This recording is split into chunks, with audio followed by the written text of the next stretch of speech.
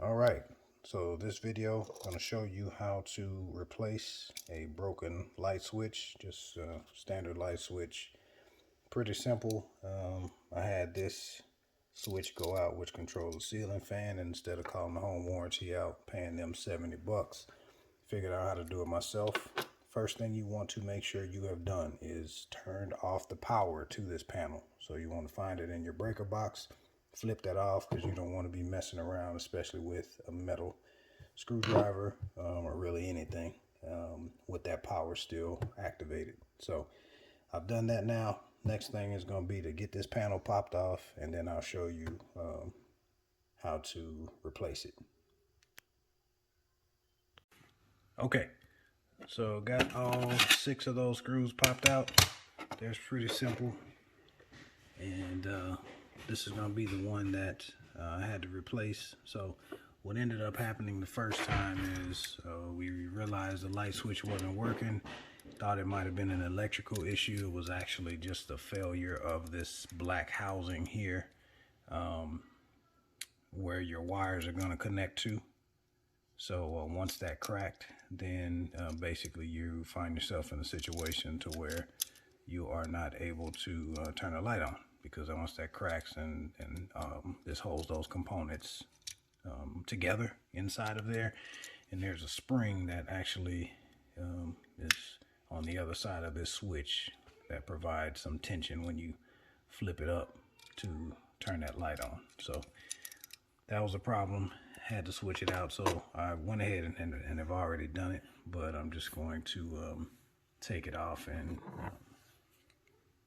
show you how I did it. So first thing, if I can get the right screwdriver, is again, and please, can't stress this enough, make sure you have turned off the power to this panel. All right, so after 1,500 years of screwing those long screws out, that obviously releases that whole part of the fixture. Now, this part is, again, can seem pretty intimidating, but it's really not as bad as you think. So, up top, if I can do this with one hand. Let's see. All right, which I could not. So, let the loosen that screw. And you got 2 screws here. One on the bottom there. So you got this screw up top. You got this screw on the bottom. The one on the bottom you'll actually have to take all the way out. So again, kind of working backwards here. So let me show you.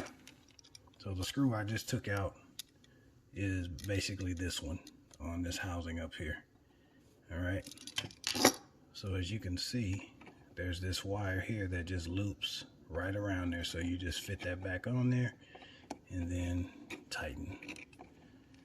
And the top one, you need to loosen a little bit more. Should be good. And you gotta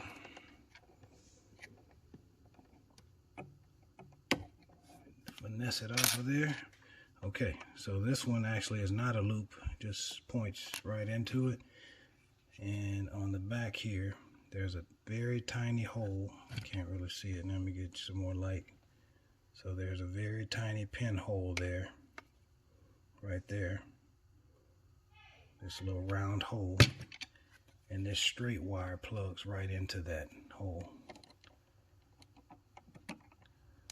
So again, take a little bit of English to get it in there. Not too much. Tighten.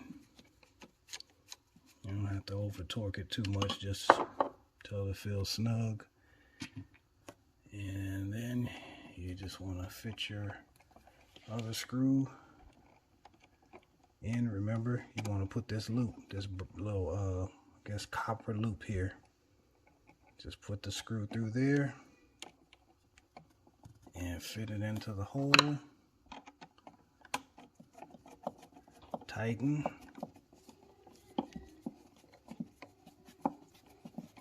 And then you are good to go. At this point, you may want to take a pause and go back to your breaker box, turn the breaker circuit back on, and then flip it up just to make sure it's working before you go through the trouble of screwing everything back on. But if you follow those simple steps, it should work no problem.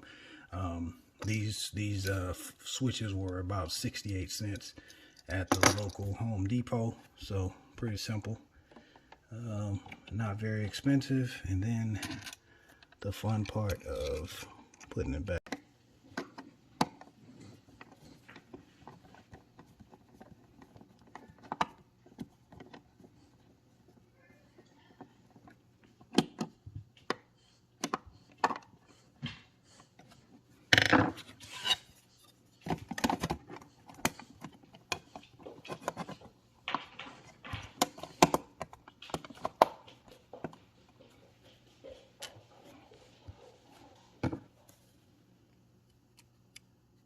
Alright, and that is pretty much it.